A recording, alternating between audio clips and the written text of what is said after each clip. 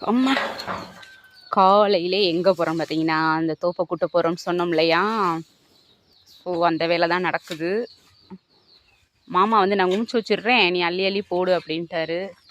ஏங்க இதில் நான் உட்காந்துக்கிட்டு இந்த குச்சியெல்லாம் தனியாக பறக்கணும்லங்க, எப்படிங்க? இதுக்குள்ளே போய் ஏதாவது பூச்சி வெட்டா பூந்துக்குச்சுன்னா நான் என்ன பண்ண போகிறேன்? ஆ எதுக்கு இப்படி கருப்பு சாமி கையில் அருவாதான் இல்லை, எதுக்கு நிற்கிறாருன்னு தெரியல. இப்போ இந்த டப்ஸ் எடுத்துக்கிட்டு இப்போ நம்ம எங்கே போகிறோம்னா, குவியலாக கூச்சி வச்சுருக்கிறார் இல்லையா, இங்கேயும் அங்கேயும் அங்கேயுமாக. ஸோ இதெல்லாம் நம்ம அள்ளி போட்டுருவோம். ஏன்னா எனக்கு சமையல் வேலை முடிஞ்சிருச்சுங்க. சொன்னேன் இந்த மனுஷங்கிட்ட இப்படி குமிக்காதீங்கங்க, ஒரு ஆள் குமிச்சோம்னா ஒரு ஆள் அள்ளணுண்டு. இந்த கோழிப்பயவலையை வந்து அங்கங்கே கிண்டி கிண்டி போட்டுருச்சுங்க. இந்த விறகெல்லாம் சூப்பராக எரியும். நான் சொன்னேன் இப்படி குவிக்கிறதா இருந்தால் விறகை தனியாக எடுத்து வச்சுட்டு குவிக்கணுங்க அப்படின்ட்டு. ஒட்டுக்கா குமிச்சு வச்சுருக்காருங்கன்னா அப்புறம் நான் எப்படிங்க அள்ளுவேன்? இதை தனியாக நான் பிரிக்கணும்லன்னா, நீ பிரிச்சுக்கோ, நான் பிரிக்கிறதுக்கு எதுக்கு இந்த குப்பையை கூச்சி வைக்கணுன்றேன் நான். அதுக்கு காலையிலே ஒரு வாக்குவாதம் பார்த்துக்கோங்க. சரி இந்த மனுஷன்ட்ட வேலையாகாதுன்ட்டு நான் போய் சமைச்சிட்டு வந்துட்டேன்.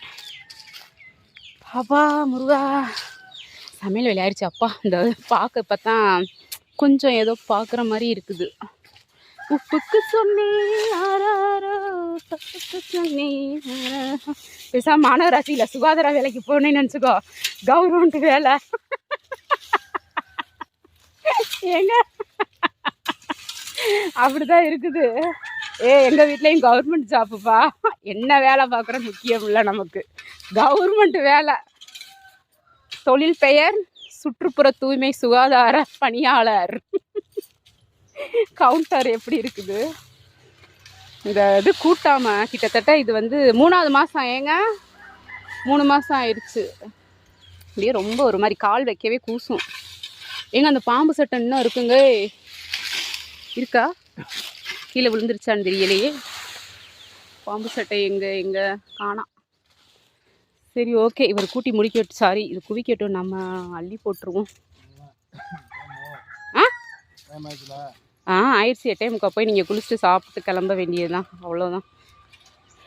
ஓகே அவ்வளோதான். இதை நீ நாளைக்கு கொஞ்சம் பார்த்தோம்னா சரியாக போயிடும். இதனை ஃபுல்லாக அள்ளி போட்டுறணும்.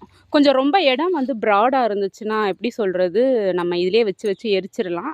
அப்படியே ஆறுனதுக்கப்புறம் வந்து அந்த இது என்ன சொல்கிறது, உரமாக போட்டுடலாம். ஆனால் இது வந்து கிட்டக்க இருக்குதா, அதனால் வந்து இதை எரிக்க முடியாது. எரித்தோம்னா நமக்கு மரத்துக்கு தான் வந்து அனல் பாஞ்சிச்சுன்னா அப்புறம் மரம் வீணாக போயிடும்.